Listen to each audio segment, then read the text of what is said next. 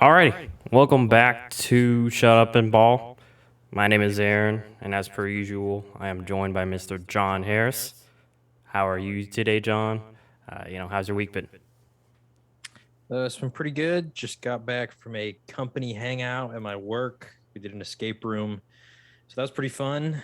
Other than that, pretty standard week. So not a whole lot else going on. But the NFL season, it's getting closer and closer, and I'm getting even more excited. I got my first fantasy draft on Monday, which I'm not a fan of doing drafts before preseason's over, but it is what it is.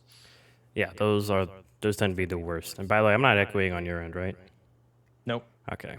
I can hear myself. Very annoying, but it's not coming through on the audio, so that's something I have to deal with.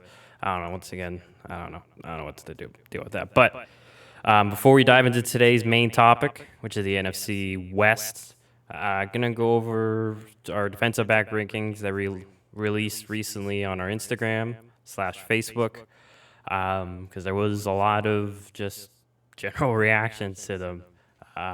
Mostly, it was a mixed bag, as you know. So just gonna take out a few comments. So this is regarding the safety list. Once again, if you want to look at our Instagram, I'm not sure if Johnny can pull that up. Actually, just took screenshots of the comments. But we both had Jamal Adams 1. I believe we both had Honey Badger 2. And then after that's when it kind of strayed off. I'm not sure if you want to read off the rest. So for your list, your number 3 was Jesse Bates, the safety out of the Cincinnati Bengals, who I think actually was graded last year as like the best safety in the league. Didn't know that. Number 4, you had Budda Baker, obviously the guy who, big Cardinals safety, just small Cardinals safety, but big time player, just got paid a big time money for it. And then number 5, you had Justin Simmons, Broncos safety. Yep. Who I would say is one of the more underrated players in the league, by the way. For me, number 3, I had Harrison Smith, Viking safety, been doing it for a really long time. Number 4, I had Minkah Fitzpatrick, who I think is the centerpiece of most of our controversy, because I think a lot of people were mad at you for not having him, at me for having him as low as 4. Yeah. And then number 5, I had Budda Baker, Cardinal safety. Yeah, so before we dive into, some of the Minkah, uprising per se, very good point by 1400.woo. His comment is pinned. He says, no Derwin on any list. We did both, or the podcast responded. But I feel like for both of us, it's just injury. And that's why I left him off. If we're not counting injuries, he probably is 2 or 3, like right there. Like it becomes a real tough conversation. Because to be honest, like I'm about to go say with Minka, I'll just go into it now. For me, I think for you too, it was real tough to rank these safeties, and that's why I try to make an emphasis in the comments. Like I'm not gonna sit here and say you're wrong. Like some other people are saying I was wrong. For other people feeling Mika should be higher on their list. It's just for me, for the most part, Mika's a great coverage safety, but just not asked to do as much like in the box and other stuff as some of these other safeties. I just think, but granted, regardless, I mean, Minkah is, I will say for sure, one of the top, if not the top coverage safety in the league for sure. Once again, this is like we talked about before, and even going last year. That's just the theme of our podcast. Is just everyone's got different preferences on what they want and position, and I think we have kind of a similar, since we have kind of the same guys in our top 5, and then obviously the other big person I left out was Harrison Smith. Once again, right there for me. But I just feel like, especially last year, just he felt like he took a small step back, like and just in terms of, the Vikings defense as a whole has taken steps back. Yeah, so. and that's what makes it tough. Like football, that's why it's hard to quantify football in numbers, because the whole defense took a step back, and he got older, so it's just like a double whammy. It was an uphill battle for Harrison Smith. But regardless, once again, like John had him in his top 5. I have no argument against that. So, John, any explanation as to what, I guess, anything you feel you need to explain to the public about your rankings? Well, first off, on Derwin James, I actually found it interesting because we did our top 5 last year. Hmm. I don't think we ranked any other position groups. We did our safeties, and you had Derwin James second, Yeah. and I had him fourth. So both of us had him in the top 5.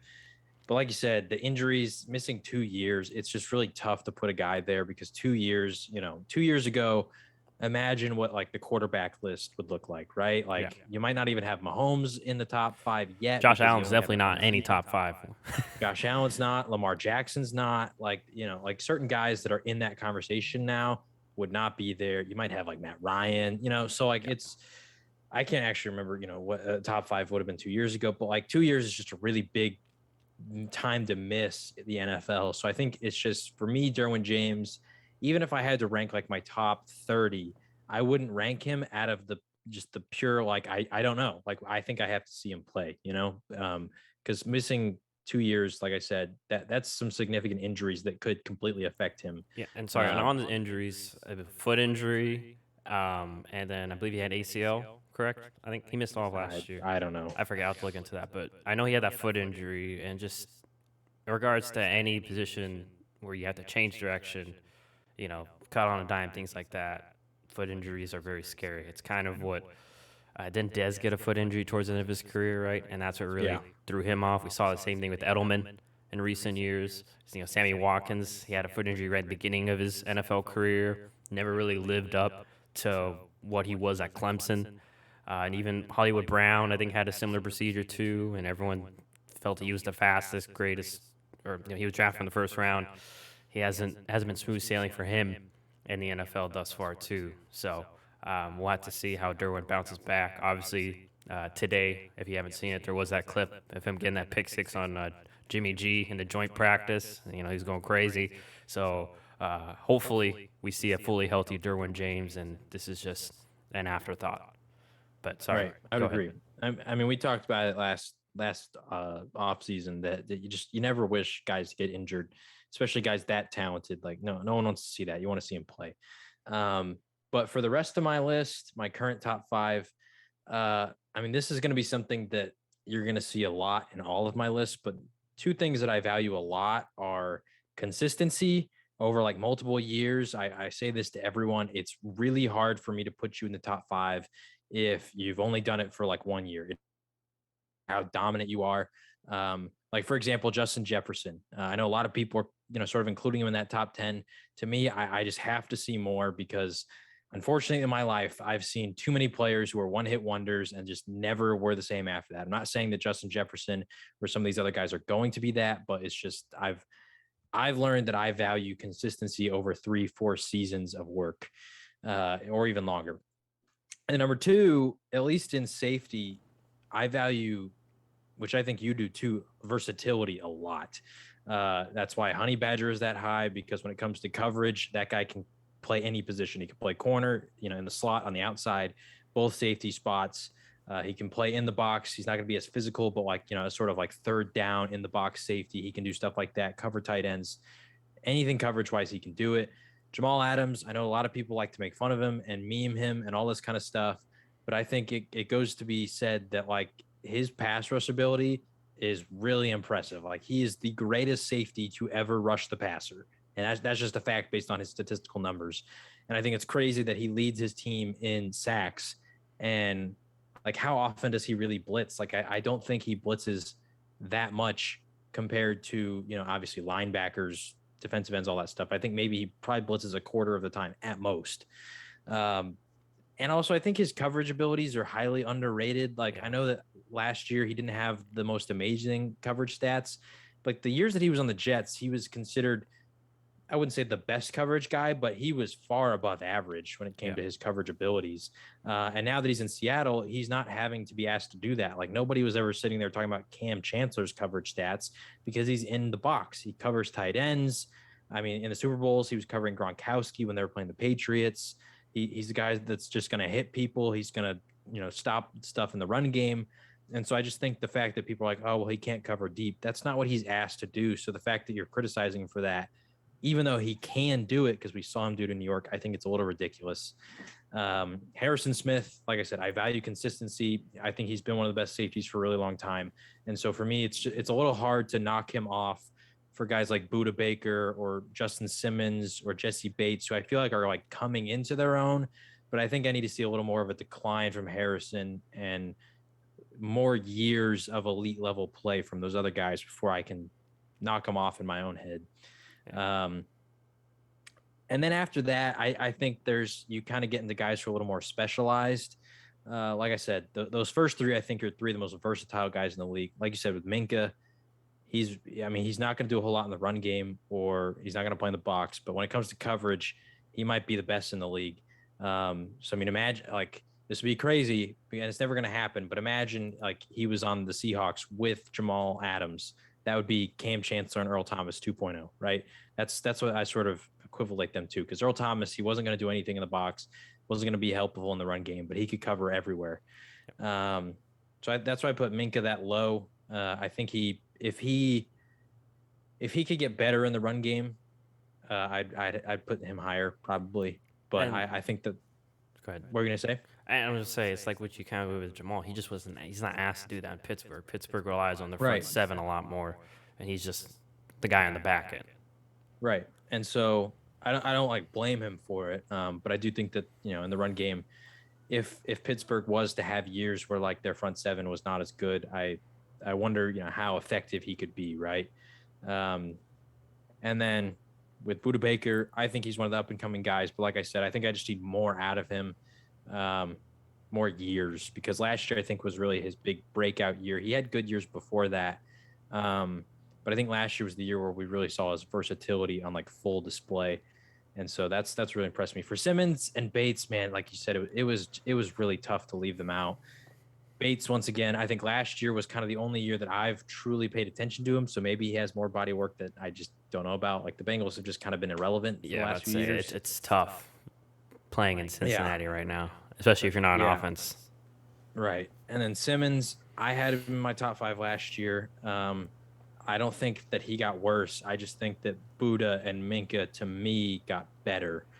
Because my top 3 this year is actually the exact same as last year. Just the 4 and 5 spots were different. Yeah, so, So there's John's explanation for his safeties. Now we're going to go to our cornerbacks. Once again, I don't have the picture for that one. I can pull it up. Okay. But I remember we both had Ramsey 1. Right. I had Stephon Gilmore 2. 3, I believe, was Marlon Humphrey. 4 was Xavier Howard. And 5 was Jair Alexander.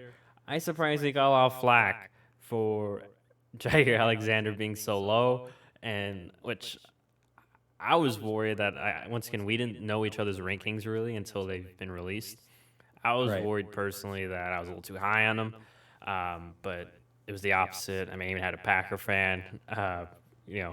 We went back and forth in the comments respectfully, but and I mentioned this in the comments too, but I feel like after Ramsey, it's really a toss-up at 2. It's like, once again, it's like what do you like, And for me, I know Gilmore had an up and down year last year, compared to the year before. I just, size is a skill, especially when you can move that quickly. And I still think he's up there in the top cornerbacks. And obviously, John, we'll mention your list in a second, but spoiler alert, he wasn't on there. And once again, I wouldn't say John's crazy or say that's wrong in my mind, because I could see why he would leave Stephon Gilmore out of his top 5. But and especially with the news that occurred with Jalen Ramsey the other day, apparently he got burnt by Hunter Renfrow, but there's no video, or I don't think there's a video. There wasn't a video as of last night. And 2 of the main people reporting on it were Raiders reporters. Not saying that this is not true. I'm just saying, maybe it is, maybe it isn't. We won't know. And regardless, it's preseason, it's practice. We don't know the circumstances and such. But, John, what was your cornerback rankings? And then I can read off a comment or so. Oh, real quick before I get into it, Jalen Ramsey responded on Twitter to the Hunter Renfrow stuff. He said, "I can't believe that y'all believe half the BS that people say for clicks. Y'all got to know that at this point and do better than that. LOL. It's all love. I ain't gonna, whatever." He kept going. And then said, y'all enjoy your day though, because I know I am, even the haters. I hope you still enjoy your day and go make some money. And then there was some other spot that he maybe it was like an Instagram story or something that he deleted, but he brought up the points that you made. He was like, first off, there's no evidence that any of this happened. The guys who said it were Raiders guys. And then he said something along the lines of like, I did not struggle. I'll put it at that. So the way that he's talking about it, it makes it seem like, okay, no, that didn't happen. And I could easily see this being like maybe one or two plays. Hunter Renfro has some good plays, and all of a sudden the media just like, blows up over it. Um, but that's a whole different conversation. So my top 5 corners, and I agree with you, Jalen Ramsey is clear number one. I think if you don't have Jalen Ramsey number one, you're ignoring everything about him. He's His just built size, different. Like his literally speed. the definition of built different. Just Yeah, his I mean, like the concern for him out of college was he wasn't getting a lot of picks. That's not a concern anymore.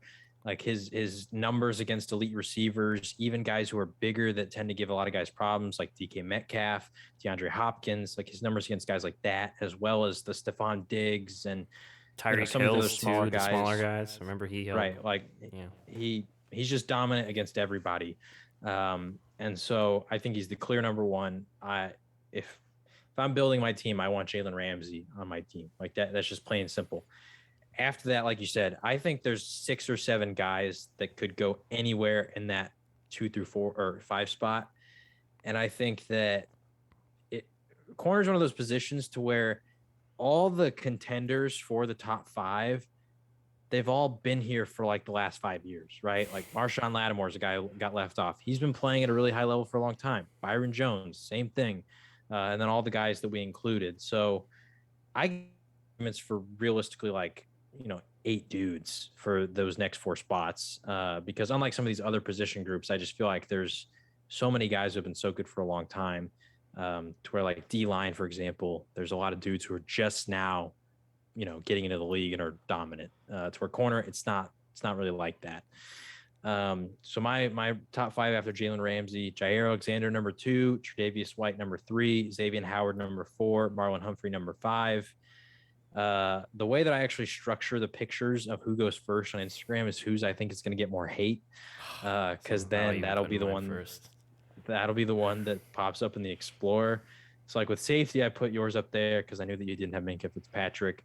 Corner, I put mine first because I thought I would get hate for no Stephon Gilmore, but I was surprised that Jair Alexander was the piece that everybody latched onto. Like people, I have a jersey of the man. I loved him coming out of the draft. Like he is the sole corner that we've actually hit on. Like I love Jair. Like I was worried I was too Yeah. high on him.